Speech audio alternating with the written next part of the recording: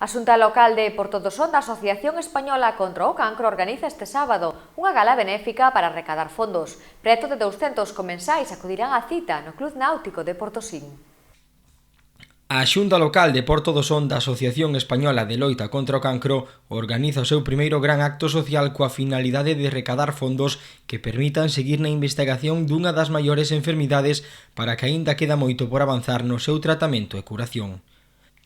Coa confirmación de preto de 200 comensais, este sábado pola noite as instalacións do Club Náutico Portosín, colaborador da entidade sonense, colgou o cartel de completo nun éxito de convocatoria a unha resposta social promovida dende a entidade presidida por María José Torres Calo. Da presentación e animación encargarase o televisivo Juan Fuentes, a habitual na programación da TVG, que lle poñerá nota de cor a noite co sorteo de produtos que son doazóns dunha boa parte do sector industrial de Ousón, mesmo coa participación de empresas doutras zonas de Galicia e resto do territorio nacional.